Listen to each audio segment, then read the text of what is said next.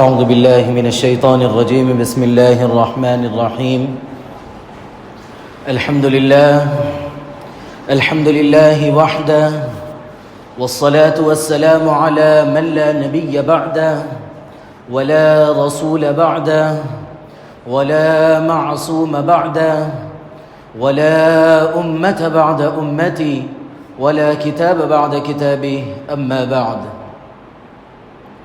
انتہائی واجب الاحترام، قابل صد احترام بزرگان دین، نوجوانان اہل سنت، السلام علیکم ورحمۃ اللہ وبرکاتہ۔ جناب نبی کریم علیہ الصلاۃ والسلام کے بعثت کے متعدد مقاصد تھے،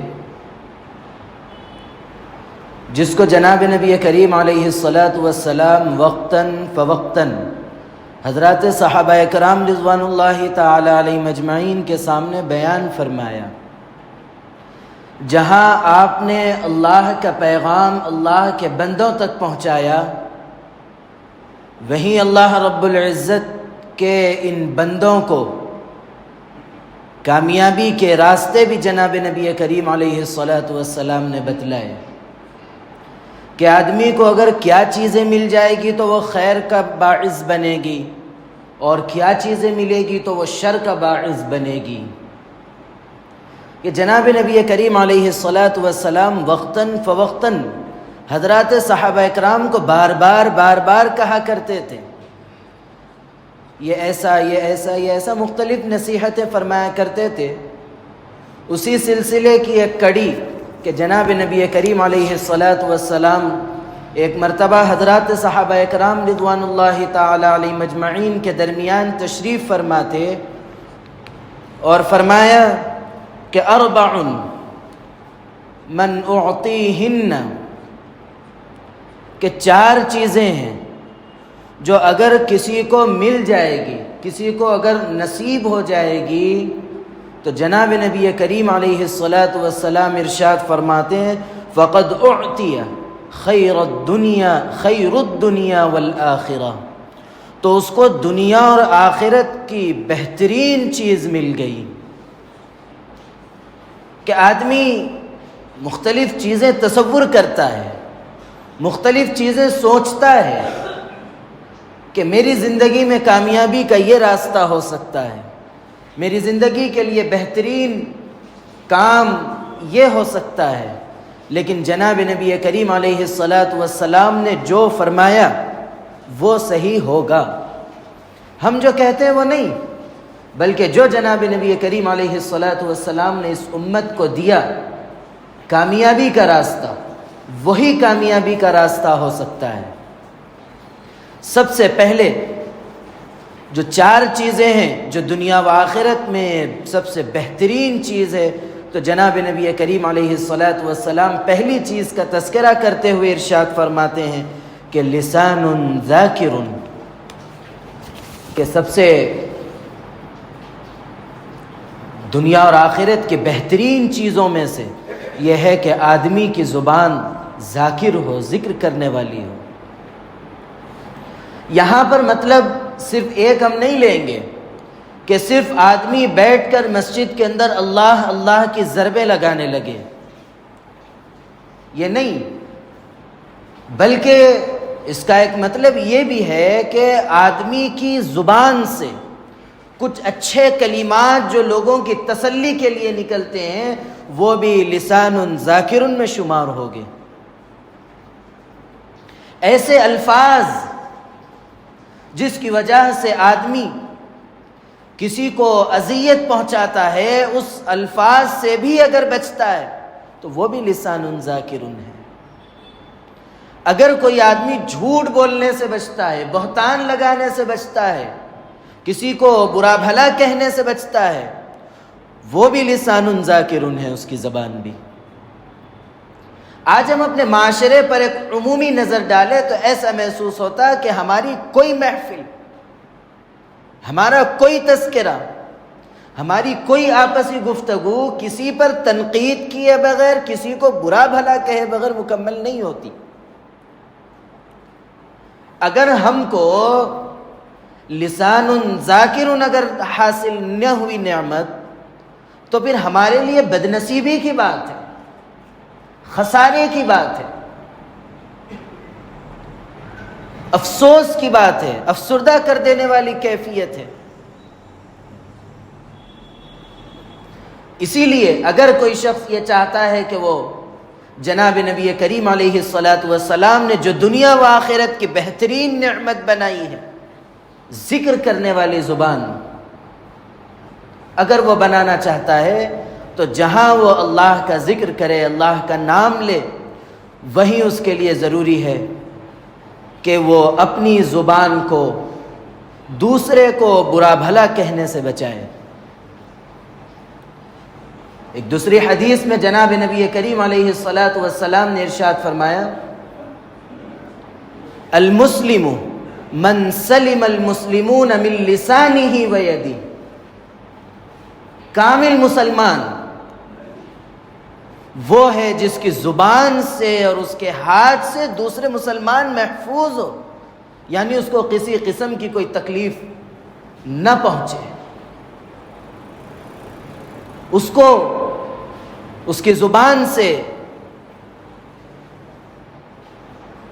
زبان عموماً حضرت علی رضی اللہ عنہ کا بھی قول ہے، مشہور ہے، جراحات السنان لها التیام ولا یلتام ما جرح به اللسان، کہ خنجر کا زخم تو مٹ سکتا ہے، ختم ہو سکتا ہے، اس کی بھرپائی ہو سکتی ہے، لیکن زبان کا جو زخم ہے وہ باقی رہنے والا زخم ہے۔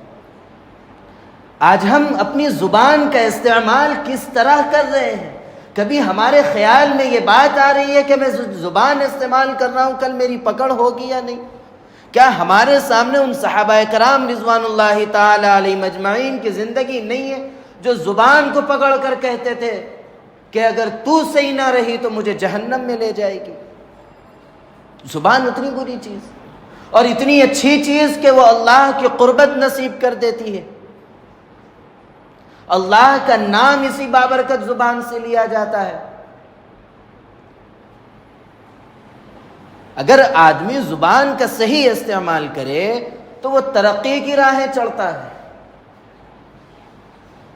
اگر صحیح استعمال نہ کر سکے تو پھر اس کے لیے بدنصیبی ہی بدنصیبی ہے۔ زبان کے خراب استعمال سے آپ خود غور کیجئے کہ اگر آپ زبان کا صحیح استعمال نہیں کرتے، آپ چار میں بیٹھیں گے تو آپ کی کوئی اہمیت دنیاوی اعتبار سے کوئی نہ ہوگی۔ اگر آپ کی زبان گالی دینے سے نہیں رکتی، کسی کو برا بولنے سے نہیں رکتی، تو پھر یہ زبان آپ کو اللہ کی نگاہ سے بھی گرا دے گی۔ اس لیے لازم ہے کہ آدمی زبان کی حفاظت کرے۔ بڑے بول دیتا ہے آدمی، سوچتا نہیں ہے کہ میں کیا کہہ رہا ہوں۔ وہ بڑے بول اس کو جہاں اللہ کی نگاہ سے گرا ہی دیتے ہیں، وہی دنیاوی اعتبار سے اس کو تنگی میں، تنگ دستی میں، مصائب و آلام کی ناقابل بیان کیفیات میں مبتلا کر دیتے ہیں۔ اور اگر آپ زبان کا صحیح استعمال کرتے ہیں، ہر کسی کا دل جیتنے والے ہوں گے، ہر کوئی آپ کے لیے قربان ہونے والا نظر آئے گا۔ ہر شخص کے لیے آپ اگر صحیح زبان کا استعمال کرتے ہیں تو جب آپ کا تذکرہ آئے گا تو اس کی زبان سے دو کلمات خیر نکلے گے، آپ کی شخصیت غائبانہ میں بھی برائی سے بچ جائے گی۔ وہی زبان کا غلط استعمال کرتے ہیں، نام آتے ہی محفل کو نحوس بھی سمجھنے لگ جاتے ہیں۔ آدمی کی زبان آدمی کو اتنا بدترین بھی بنا دیتی ہے۔ اسی لیے ہم سب کی یہ ذمہ داری ہے کہ ہم اپنی زبان کو ہر قسم کے گناہ سے بچائیں، ہر قسم کی ایسی باتوں سے جو اللہ اور اس کے رسول صلی اللہ علیہ وسلم کی ناپسندیدہ باتیں ہیں، ناپسندیدہ کلمات ہیں، ان سب سے ہم اپنی زبان کی حفاظت کریں گے انشاءاللہ۔ رہا مسئلہ زبان کے ذکر کا، تو آدمی کو چاہیے کہ صبح شام اللہ کا ذکر کرے۔ اللہ نے ہمیں بے انتہا نعمتوں سے نوازا۔ اللہ نے ہمیں گزشتہ بھی جیسا کہ تذکرہ آیا تھا کہ اللہ نے ہمیں آنکھ کی دولت سے سرفراز فرمایا۔ ہم دیکھ رہے ہیں، اندھا بنا دیتے کیا کرتے تھے؟ لنگڑا بنا دیتے، اپاہج بنا دیتے تو کس کا سہارا لے کر چلتے؟ آج اللہ نے طاقت و قوت بخشی، ہاتھ پیر صحیح سلامت عطا کیے۔ کیا ہماری ذمہ داری یہ نہیں ہے کہ ہم رب ذوالجلال کا، رب ذوالکرم کا شکر بجا لائیں؟ اس کے شکر گزاری میں اللہ کا ذکر کریں۔ صبح شام کی دعائیں ہیں، بچوں کو دعائیں پڑھانا۔ ہمارے پاس ایسا ہوتا ہے کہ ذرا بچے کا کچھ ہوا ادھر ادھر گھومنے لگ جاتے، یہ نہیں کہ بھئی بچے کو صبح شام کی دعا یاد دلائے، وہ صبح شام کی دعا پڑھائے۔ کم سے کم درجے میں بسم اللہ الذی لا یضر مع اسمہ شیء فی الارض ولا فی السماء وہو السمیع العلیم، یہ چھوٹی سی دعا بچوں کو، چھوٹے چھوٹے 4 سال بچوں کو یاد ہو جاتی، یاد دلانا چاہیے۔ صبح شام 3 مرتبہ اگر پڑھتا تو وہ اللہ کے حفظ و امان میں رہتا۔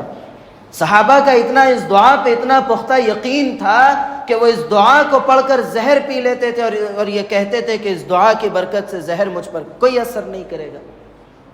یہ اتنی مؤثر دعا کون پڑھ رہا ہے؟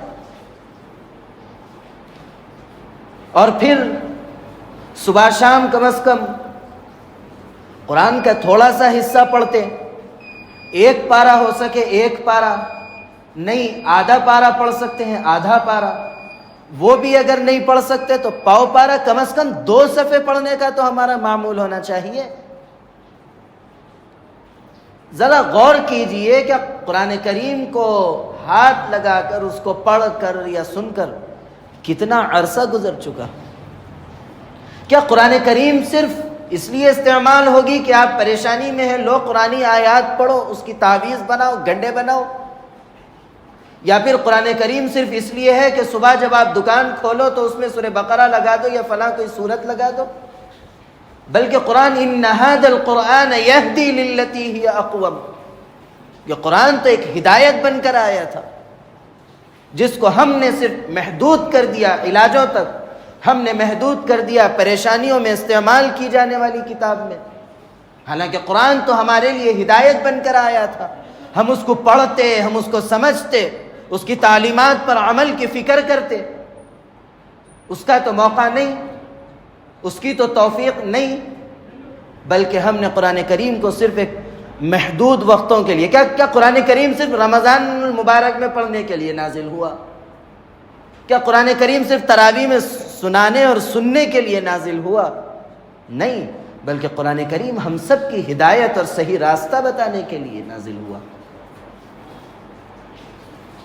اسی لیے ہم سب کم از کم قرآن کریم کو سنیں، پڑھیں، پورا 1 پارہ آدھا پارہ پاؤ بھی نہیں پڑھ سکتے تو کم از کم درجے میں 1 صفحہ تو پڑھ سکتے۔ اگر 1 صفحہ آپ پڑھے، کبھی 19-20 کبھی نہ پڑھ سکے تو کم از کم مہینے میں 1 پارہ تو آپ کا ہو جاتا۔ چلو 3 سال میں قرآن تو ہو جاتا آسانی سے، لیکن اس کے لیے جو ضرورت ہے وہ ہے شوق کی۔ اس کے لیے جو آسانی کا جو راستہ پیدا کرنے والی چیز ہے وہ اللہ کی محبت ہے، جو آدمی کو قرآن تک پہنچاتا ہے، تلاوت تک پہنچاتا ہے۔ ہمارے دل کے اندر اگر اللہ کی محبت نہیں ہے تو پھر ہم کو نہ قرآن کریم پڑھنے کی توفیق مل سکتی ہے، نہ ہم کو نمازوں کی توفیق مل سکتی ہے، نہ اللہ کا نام لینے کی توفیق مل سکتی ہے۔ یہ محبت کہیں بٹنے والی یا کسی کے پاس جا کے حاصل ہونے والی چیز نہیں ہے، بلکہ ہم کو اپنے دل میں پیدا کرنے کی ضرورت ہے۔ اللہ کے احسانات کو یاد کر کر کے ہم اگر اللہ کی طرف جائیں گے تو اللہ کی محبت ہمارے دل میں بیٹھتی چلے جائے گی۔ دل صرف ایک گوشت کے لوتھڑے کا نام نہیں ہے، بلکہ دل ایک مقام ہے جہاں اللہ کا نام ہوتا ہے۔ جہاں اللہ کی وحدانیت کا یقین ہوتا ہے، جہاں جناب نبی کریم علیہ الصلاۃ والسلام کے سچے اور آخری پیغمبر ہونے کا یقین رہتا ہے، یہ وہ مقام ہے۔ اس مقام کے اندر اگر ہم اللہ کی محبت کے علاوہ دیگر لوگوں کی محبت دل میں رکھتے ہیں تو کیا یہ اس مقام کی توہین نہیں ہے؟ اسی لیے اس دل کو، اس مقام کو اللہ کی محبت سے سرشار کرنا ہے۔ اگر ہم کرتے ہیں تو پھر اللہ کی محبت جب نصیب ہوگی تو اللہ کا ذکر بھی نصیب ہوگا، اللہ کا نام ہماری زبان پر آئے گا، اور اللہ کے نام میں وہ حلاوت ہے، وہ مٹھاس ہے کہ جب آدمی اللہ کا نام لیتا ہے تو اس کا اندر سے دل خوش ہو جاتا ہے۔ یہ ان لوگوں سے پوچھیے جن لوگوں کے دل میں اللہ کی محبت ہے۔ آج ہم بزرگوں کے پاس جاتے ہیں کہ ہم ان کو دیکھتے ہیں کہ وہ ذکر میں بیٹھتے ہیں تو ایک لمبا وقت بیٹھ جاتے ہیں۔ کیسے کرتے ہیں؟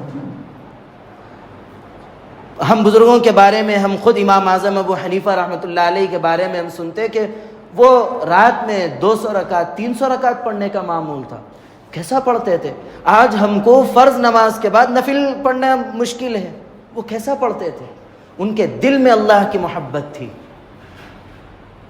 وہ محبت ان کو 200-300 رکعت بھی ہلکی کر دی۔ محبت کی ضرورت ہے۔ ہم جناب نبی کریم علیہ الصلاۃ والسلام سے محبت کے دعوے دار ہیں۔ آپ کا نام آتا تو ہر چیز کرنے کے لیے تیار ہو جاتے، لیکن ذرا غور کیجئے آپ کے کہی ہوئی بات پر عمل کرنے کے لیے ہم کتنے تیار ہوئے ہیں؟ کیا ہم سنت کے مطابق کھاتے ہیں؟ کیا ہم سیدھے ہاتھ سے کھاتے ہیں؟ کیا ہم جب چپل پہنتے ہیں تو سیدھا پیر پہلے پہنتے ہیں؟ یا پھر ہم کوئی بھی کام شروع کرتے تو سیدھی طرف سے کرتے؟ کپڑا پہنتے تو کیسا؟ اپنی زندگی میں غور کیجئے۔